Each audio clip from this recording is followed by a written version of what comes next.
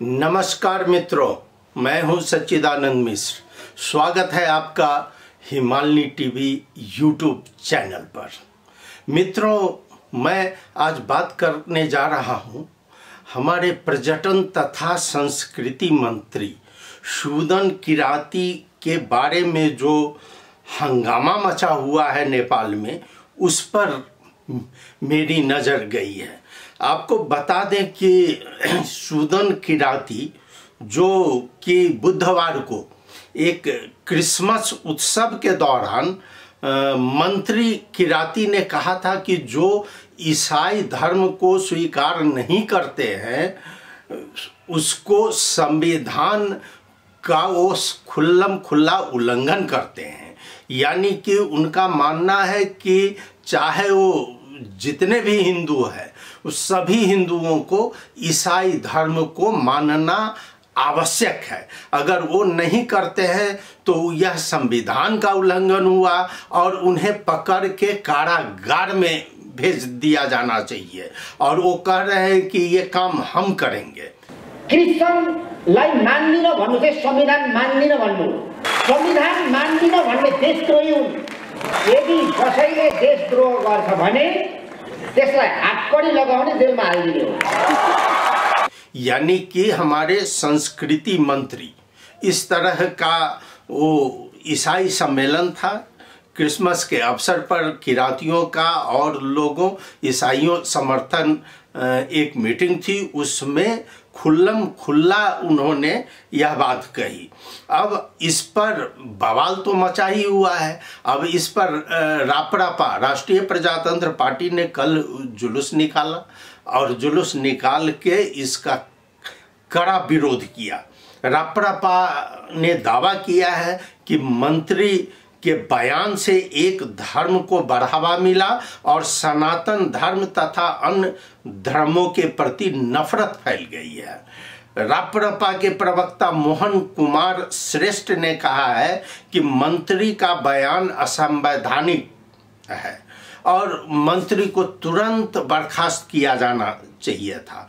उन्होंने कहा है कि मंत्री किराती ने जो बयान दिया है उस बयान के अनुसार सामाजिक सौहार्द बिगाड़ने वाला, असहिष्णु और विभाजनकारी करने वाला यह बयान है, जिसमें कि नेपाल में रहे सभी को के बीच नफरत पैदा करता है। श्रेष्ठ ने एक बयान में कहा कि संस्कृति और धार्मिक सहिष्णुता पर हमला करने वाला व्यक्ति किसी भी दृष्टिकोण से मंत्री पद पर रहने लायक नहीं है, और वह भी संस्कृति पद पर, जिसका जिम्मेवारी संस्कृति की रक्षा करना है। उन्होंने तुरंत बर्खास्त करने की मांग की। तो मैं आज इसी पर चर्चा कर रहा हूं आपके समक्ष। आपको बता दूं कि इसको लेकर नेपाल में काफ़ी हंगामा मचा हुआ है और काफ़ी लोग इसका विरोध करते हैं। इन्होंने एक इसमें ट्विटर पर पंकज दास ने रखा है, किराती ले संविधान को धारा, यानी कि मंत्री किराती ने संविधान की धारा 4 का खुल्लम खुल्ला उल्लंघन किया है। और केवल उल्लंघन ही नहीं, इसमें धर्म परिवर्तन को दंडनीय कहा गया है और संविधान को व्यवस्था का भी ये उल्लंघन किया है। और इन्होंने केवल क्रिश्चियन धर्म प्रचार करने का ठेका ले लिया है और इसमें कई लोगों का इसी तरह का बयान है। अब जैसे दाहाल क्षेत्री बसु ने स्पष्ट रूप में उनका आया हुआ है कि चर्च को दशांश खाए र बोल्ने तपाईं हाम्रो अभिभावक हुनै सक्दैन, तपाईंहरू जस्तो मिशनरीका माओवादीहरूले अभिभावक ठाल्लान्, तर हामी लुम्बिनीका अनुयायी, पशुपति का पूजक र मन्धुमलाई शिरोधार्ज गर्नेहरूले तपाईलाई धार्मिक सामाजिक विखण्डनकारी हेर्छौं अब इनका उन पर इसी तरह का बयान है। इसी तरह और भी लोग हैं, कृष्ण शर्मा भी इन पर ट्विटर के जरिए इन्हें देशद्रोही कह दिया है कि आप एक क्रिश्चियन के समारोह में जाकर इस तरह कहे, जो क्रिश्चियनिटी को नहीं मानता है उसको जेल में रख दिया जाए, यानी कि वह संविधान का विरोधी है। इस तरह से कई लोगों का बीच बीच में इन पर प्रहार हो रहा है। फिर आगे कहा गया है, क्रिश्चियन न मानने लाई देशद्रोही कह देना यह अतिवाद का संकेत है। क्रिश्चियन नहीं मानने वालों को हथकड़ी लगाकर जेल चालान करना यह भी अतिवाद नहीं है क्या? सभी को क्रिश्चियन मानना ही पड़ेगा? यह तो अतिवाद का चरम सीमा पार कर चुका है। और आप मंत्री जब बने हैं, मंत्री बनने के बाद ही इनका जितना भी क्रियाकलाप है सब क्रिश्चियन और चर्च से निर्देशित है। हर जगह अभी चर्च छाया हुआ है और क्रिश्चियनिटी जो है सो आगे बढ़ रहा है। और उसी में कहा गया है कि ये किराती जी को आगे किया जा रहा है। और किराती जी जो पर्यटन मंत्रालय दिया गया है, ये माओवादी के ओर से है। इन्होंने आगे यह भी कहा कि हम हजारों हजार बलिदान करके आए हैं, इसलिए हमको सब चीज़ मालूम है कि इस धर्म में, क्रिश्चियन धर्म में क्या है नहीं है वो। और ये कहकर लोगों के बीच में अपना चीप पॉपुलैरिटी लेने के लिए अपना भाषण ये उस दिन सुनाए। और भाषण में सबसे ज़्यादा क्या देखा गया कि इनके एक लाइन पर वहाँ पर 5-5 मिनट तालियां बजती थी, जिससे कि और ज़्यादा ये उत्साहित होते थे। और वह उत्साहित होकर इन्होंने अनाप शनाप बोलना शुरू कर दिया वहाँ। अब इनके बारे में अब कहा जाता है कि इस चीज़ को लेकर नेपाली ऑनलाइन मीडिया भी ज़्यादातर, उसमें से अधिकांश जो है सो अभी क्रिश्चियनिटी उस पर पैसा फेंक रहा है। और पैसा फेंक रहा है तो ऑनलाइन मीडिया भी चुप है और उनके पक्ष में अपना बयान जारी कर रहा है। मैं और की बात तो नहीं करूंगा, लेकिन यहाँ कल ही ऑनलाइन खबर में उनका एक अंतर्वार्ता लिया गया है और उस अंतर्वार्ता का जो नेपाली में है मैं आपको बता रहा हूँ कि देश में उन्होंने कहा और उन पर जो प्रतिक्रिया है उस पर बहुत सारा प्रश्न किया गया है कि उनसे पूछा गया कि जेल में ही क्यों डाला जाएगा। तब उन्होंने कहा कि ये जो क्रिश्चियन नहीं मानता है, उनका सीधा जवाब था वह संविधान विरोधी है। कहने का मतलब आप हिंदू हैं तो आपको क्रिश्चियन को मानना ही पड़ेगा। और उनसे पूछा गया कि कौन जेल पठाएगा और कहाँ रखिएगा, न्याय निरूपण क्या मंत्री करेंगे? तो उनका जवाब था संविधान र कानून ले गर्ने हो, तर त्यो कानून को वकालत गर्ने अधिकार हरेक नागरिक मा हुन्छ।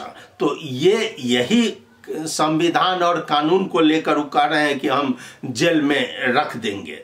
और लोकतंत्र का तो लोकतंत्र विरोध का क्या विरोध किया जा सकता है? तो वो कहते हैं कि हाँ लोकतंत्र में तो विरोध हो सकता है। आप रोड पर लठी घुमा सकते हैं, लेकिन लठी घुमाइए लेकिन दूसरे का नाक में लठी नहीं लगे। यही बात कहा गया। इनका देखिए एक अति चरमवाद बात इन्होंने क्या कर दिया है कि इन्होंने अभी वर्तमान प्रधानमंत्री प्रचंड को क्राइस्ट, जीसस क्राइस्ट से तुलना कर दिया है कि प्रचंड जीसस क्राइस्ट है अभी।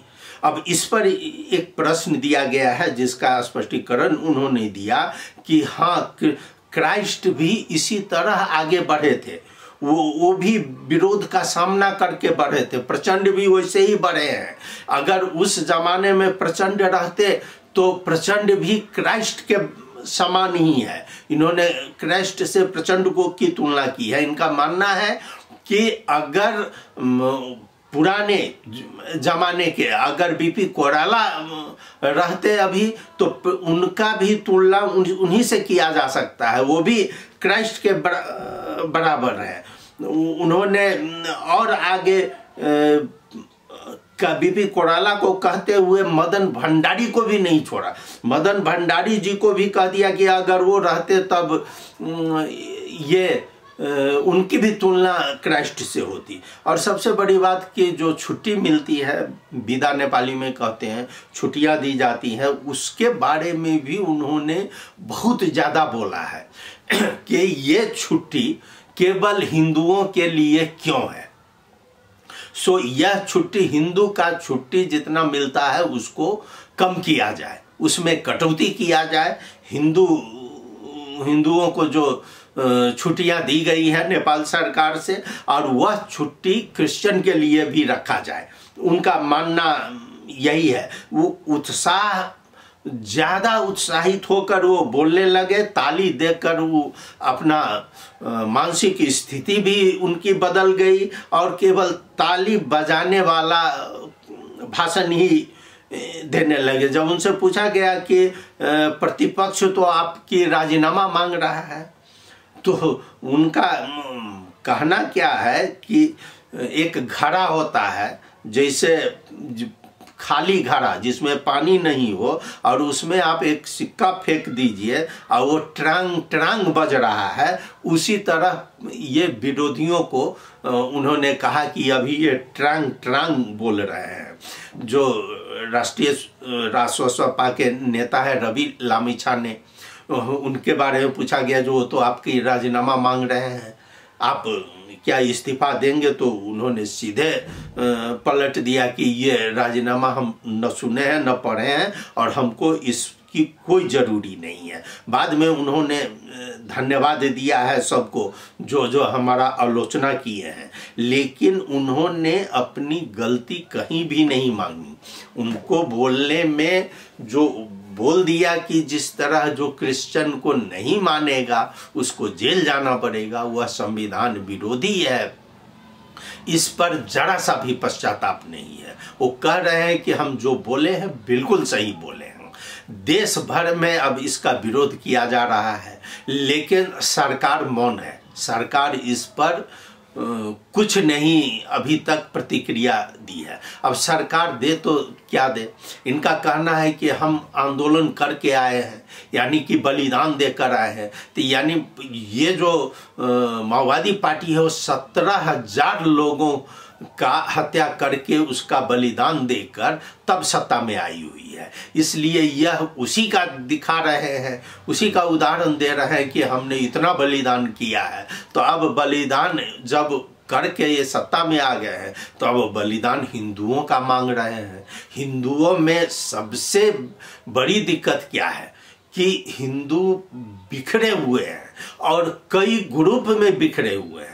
इसमें कई जितना संगठन है, हालांकि सभी संगठन ने विरोध किया है और सभी संगठन ने मंत्री सुदन किराती की इस्तीफा मांग किया है, लेकिन उसमें उतना ताकत नहीं हो रहा है जो कि ये मंत्री पर दबाव पड़े और सरकार पर दबाव पड़े और मंत्री किराती इस्तीफा दे। और मंत्री किराती का तो दावा है कि हमने लोकतंत्र का प्रयोग किया है और लोकतंत्र में बोलने का अधिकार है, इसलिए हम बोले हैं। तो अब बोलने का अधिकार है तो आप जो 85% सनातन हिंदू नेपाल में है, 85 से भी ज़्यादा है, और भी धर्म वाले हैं, लेकिन सबको आप कहेंगे कि तुम क्रिश्चियन मानो, तो आप देख लीजिए कि यहाँ पर क्रिश्चियनिटी का किस तरह प्रचार किया जा रहा है, किस तरह धर्म परिवर्तन कराया जा रहा है। और यह धर्म परिवर्तन केवल पैसों के बदौलत हो रहा है। और इसीलिए माओवादी की जो शुरुआत हुई और माओवादी पर रह कर लोगों को जो शंका जा रही है, यह इसीलिए कि कहीं ये क्रिश्चियनिटी का बढ़ावा तो नहीं दे रहा है। मित्रों, मैंने ये रखा आपके समक्ष और मैं आशा करता हूं कि भविष्य के दिनों में हिंदू सभी संगठन कम से कम एक मुद्दा पर एकत्रित तो हों एक हिंदू राज्य की मुद्दा ये उठा लिए और हिंदू मुद्दा पर आप अपना अपना बहुत सारे मुद्दा रखिए, जितना आपको जो करना है, सत्ता में जाना है, रहना है, वो सब मुद्दा रखिए, लेकिन नेपाल एक हिंदू राष्ट्र हो, इस मुद्दा पर अगर आप यूनाइटेड नहीं होते हैं तो ये क्रिश्चियनिटी और ये पश्चिमी देश आप पर हावी रहेगा और आपका धर्म, हिंदू धर्म पर खतरा मंडराता ही रहेगा। आपने सुना, बहुत बहुत धन्यवाद। नमस्कार।